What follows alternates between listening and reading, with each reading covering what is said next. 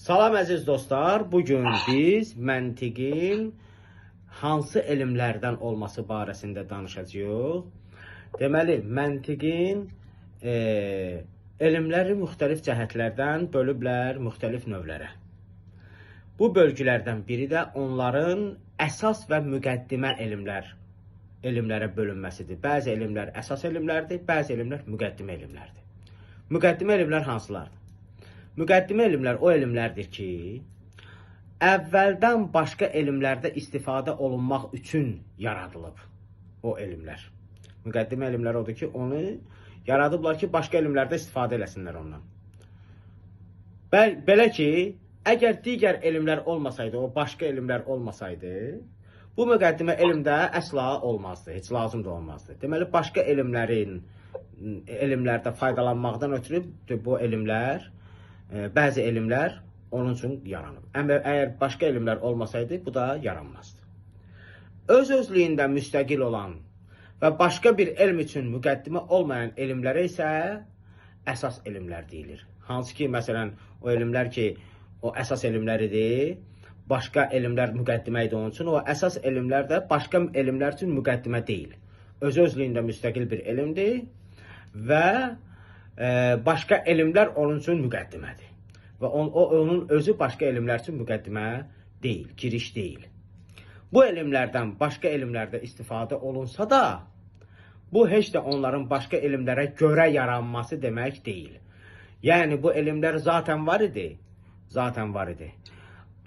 Düzdür, başqa elmlərdə istifadə edə bilərik. Amma o demək deyil, başqa elmlərə görə bu yaranıb. Bu elə öz-özlüyündə müstəqil olaraq o elmlər yaradılıb, sırf müstəqil elm olmaq üçün. Amma müqəddimə elmlər odur ki, o başqa elmlər olmasaydı, o müqəddimə elmlər yaranmazdı ümumiyyətlə, mövcud olmazdı. Misal olaraq deyir, əgər hesab və cəbr elmlərini nəzərə alsaq, cəbr elminin hesab elminə müqəddimə xarakteri daşıdığını görərik. Baxıb görərik ki, cəbr müqəddimədir hesab elmi üçün. Əgər hesab elmi olmasaydı, cəbrin də heç bir faydası olmayacaqdı, o elm də yaranmayacaqdı. Buna görə də cəbr elminin tənliklərində və qaydalarında xüsusi bir ədəddən danışılmır. Əksinə, qaydalar simvolik hərflərlə, məsələn, X, Y, Z və s. hərflərlə bəyan olunur.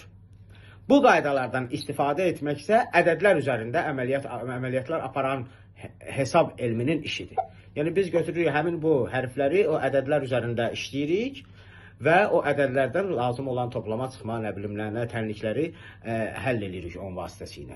Deməli, cəbr elmi müqəddimədir hesablamaq üçün, hesab elmi üçün müqəddimədir. O hesablamaq olmasaydı ümumiyyətlə, varlıq aləmində o cəbr elmi də yaranmazdı. Odur ki, bu qaydalardan istifadə etmək isə ədədlər üzərində əməliyyatlar aparan hesab elminin işidir. Odur ki, cəbr müqəddimə elmlərdən, hesab isə əsas elmlərdən sayılır. Əgər hesab elmi olmasaydı, cəbr elminin yaranmasına da bir səbəb olmazdı. Necə ki, fiqhdə üsul elmi də, yəni fiqhin üsulundan gedir söhbət, üsul fiqhdən gedir söhbət. Üsul elmi də fiqh elmi üçün müqəddimə xarakteri daşıyan elmlərdəndir. Əgər fiqh elmi olmasaydı, üsul elmi də olmayacaqdı.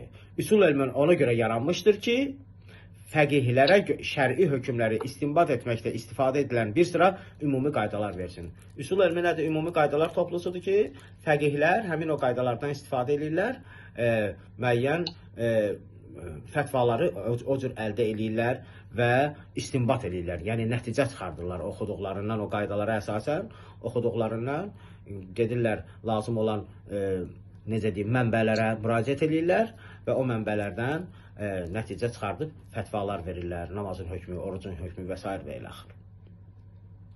Deməli, üsul elmi də yaranıb nəyə görə? Fiqhdə istifadə olunmaq üçün. Fiqhdə həmin istinbat qaydalarını öyrədir, tətbiq eləyir daha doğrusu. Müqəddimə elmlərdən biri də məntiq elmidir. Deməli, məntiq elmi müqəddimə elmlərdən sayılır. Əsas elmlərdən sayılmır. Belə ki, əgər fəlsəfə kimi digər əqli elmlər olmasaydı, məntiq elmi də olmazdı. əsasən məntiq qaydaları fəlsəfədə daha çox istifadə olunur. Fəlsəfə kimi əqli elmlər olmasaydı, məntiq ümumiyyətlə o elmdə yaranmazdı. Buna görə də məntiq müqəddimə elmlərdən, məntiqin qaydalarının istifadə olunduğu digər elmlər isə məntiq elmi ilə müqayisədə əsas elmlərdən sayılır. Deməli, məntiq elmi özü müqəddimə elmlərdən sayılır. O qaydalar, məntiqin qaydaları ki, hansı elmlərdə istifadə olunur, həmin o istifadə olunan elmlərə nisbətənsə, onlarsa nədir? Həmin elmlərdə əsas elmlər sayılırlar. Məntiq elminin tərifi, bu da qalsın inşallah gələn bəhsə. Sağ olun.